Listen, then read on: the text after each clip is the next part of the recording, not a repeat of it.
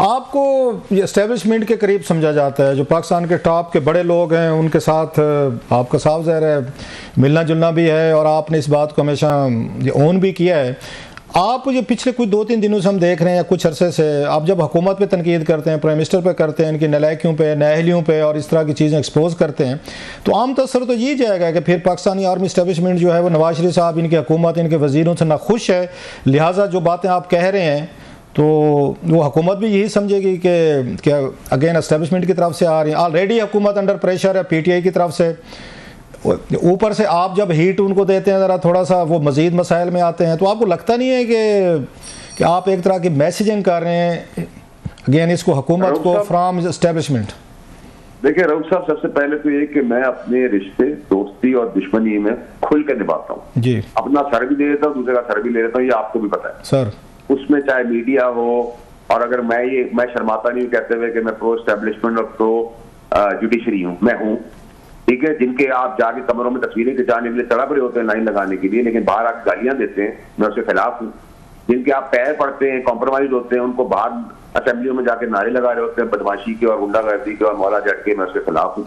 जो आप अंदर है वो बाहर भी, तो मेरी इसके अंदर बड़ी क्लैरिटी है। वो कुर्बानियां देते हैं, हम इज्जत से करते हैं, ना मैंने उनसे कोई पैसा कमाया, ना उनसे कोई ठेका लिया है, ना किसी और से कमाई की है, ना कोई ठेका लिया है।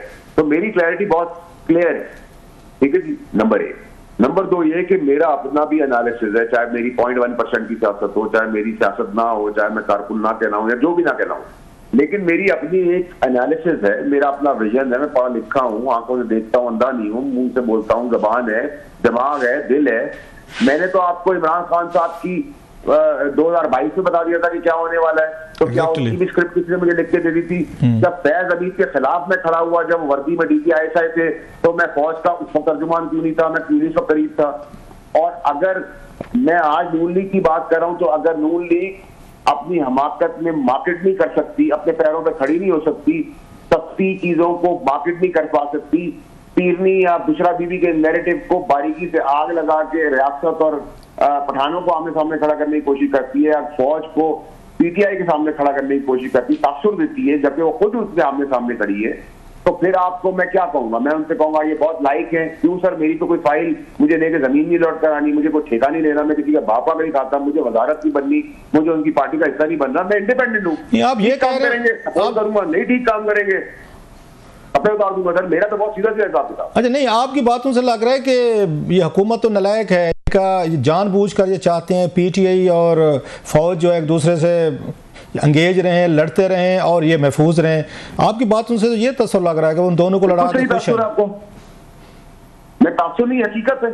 राइट, ये बिल्कुल ठीक बात कर रहे हैं आप। इनको तब तक सूट करता है जब तक ये तासुर पैदा करते रहेंगे, दोनों आमने-सामने लड़ रहे हैं, तो तभी तक इनकी पॉलिटिक्स चलेगी। वरना आपको लगता है कि एक्सपायर्ड जनाजे जो हम पॉलिटिकल पार्टियों में लेके चल रहे हैं सारा साल, इन्होंने कोई पाकिस्तान को दिया है? आज महंगाई कम हो गई है, डॉलर नीचे आ गया है, पेट्रोल नीचे है, स्मगलिंग कटेल है, इंटरेस्ट रेट नीचे आ गया है, इन्वेस्टमेंट आ रही है, करंट अकाउंट डेफिसिट बढ़ रहा है, स्टॉक एक्सचेंज बढ़ रही है, ये दहशतगर्दी खत्म हो रही है, बॉर्डर पे जाने दे रहे हैं। उसे मेरा बाप कर रहा है, या ये जमहूरी हुकूमतें कर रही है, या इससे पहले वालों ने किया था, या इनकी शक्लों पे पैसा आ रहा है, या इनसे पहले वालों की है, SIFC है, फौज है।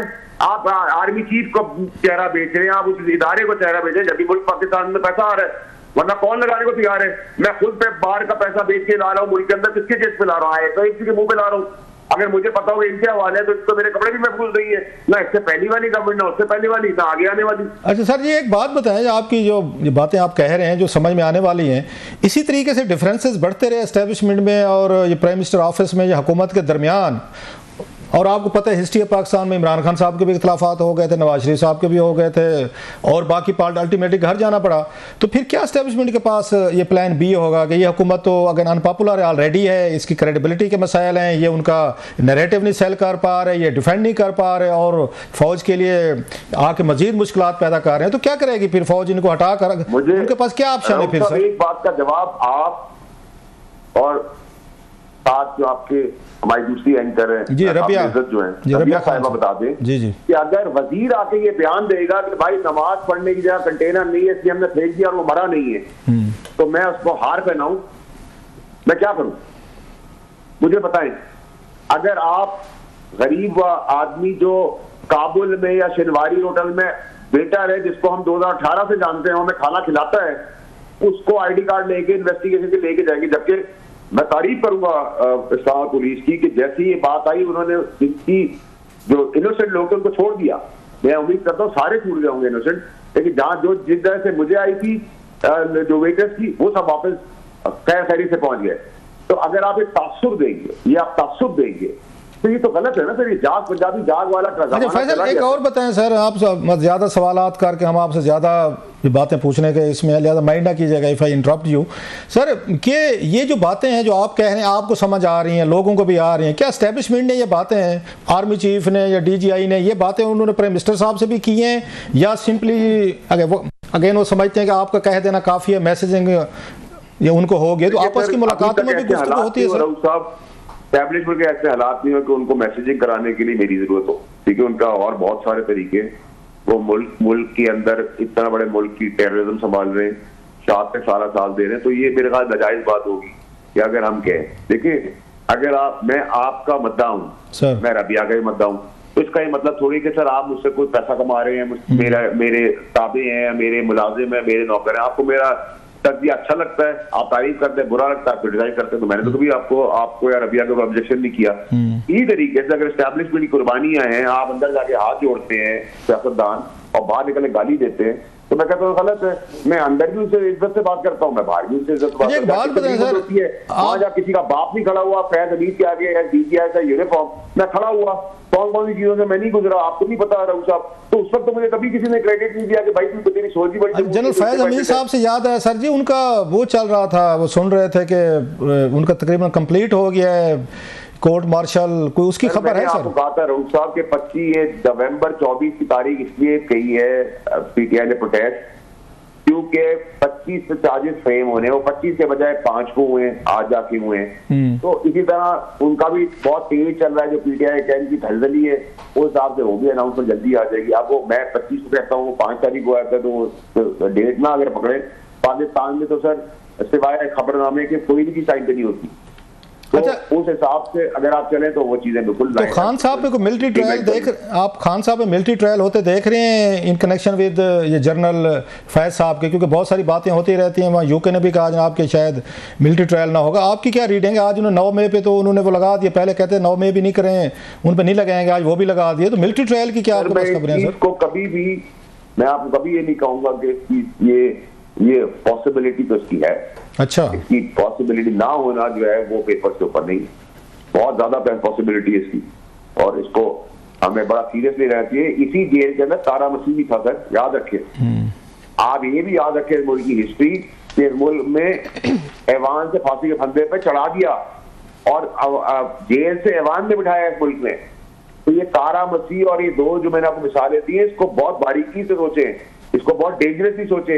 नहीं, जो खान साहब पे सर गेम के अंदर बीवी हवारी और सब उसकी जान का भी सौदा कर देंगे ये, और उसकी जान बचाने के लिए हम निकले हैं, तो हम संभालेंगे उसके लिए जो बेहतरी कर सकते करेंगे, और गवर्नमेंट को भी कहेंगे कि जितनी और एसओपी सख्त हो सकती है उसको बचाने के लिए वो की जाए। आपने बात की बिलावल से या मौलाना फजल रहमान साहब से, आप कह रहे हैं कि आपने उनसे इमरान खान साहब की जान बचाने के हवाले से भी गुफ्तगू की है, इस तरह की गुफ्तगू हुई है? मैंने बिल्कुल की है, मैंने अपना मौक़िफ़ उनको पेश किए, और उन सबकी भी किसी की भी जिंदगी इमरान खान समेत बहुत रेलेवेंट है, इंपॉर्टेंट है।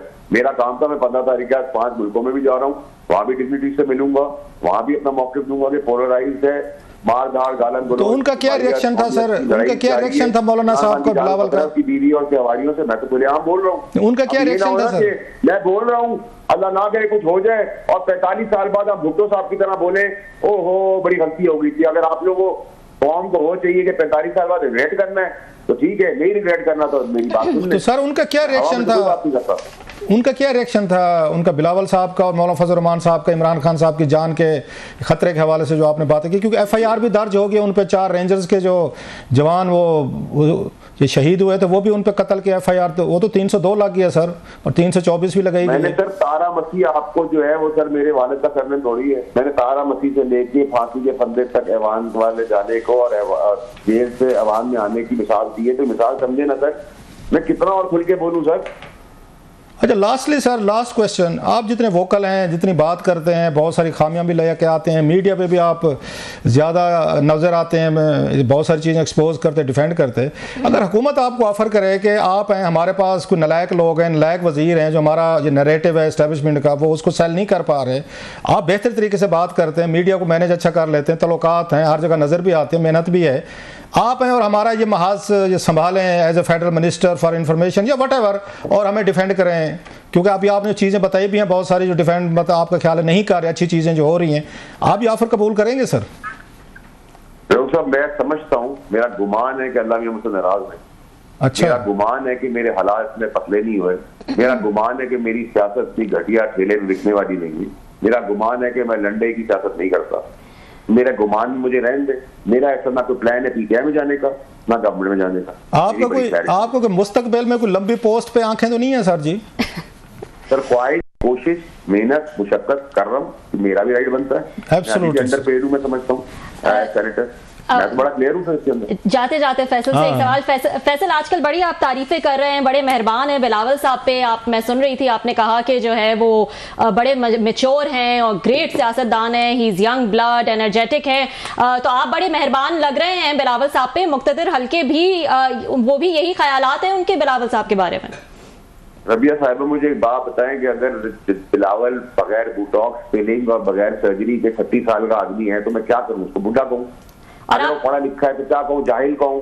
अगर वो मैच्योर सियासत इसलिए कर रहा है कि उसने अपनी माँ की शहादत देखी, नाना की देखी, मामू की देखी, बाप को 14 साल जाते देखा, तो उससे ज्यादा मैच्योरिटी डेमोक्रेसी के अंदर खून देने वाली पार्टी और कोई लड़का, आदमी या बेटा या पोता नहीं है ना, तो ये तो क्रेडिट उसका बनता है। ये आप सीवी जो अब बिलावल का सीवी जो पढ़ रहे हैं, कोई उनको कोई निगरान या कोई फ्यूचर की हुकूमत का कोई वजीर आजम के तौर पर तो पेश नहीं किया जा रहा, क्योंकि आपने ये भी कहा था, मैं ऐड कर दूं, कि नए लोग आएंगे तो ये सेटअप चलेगा।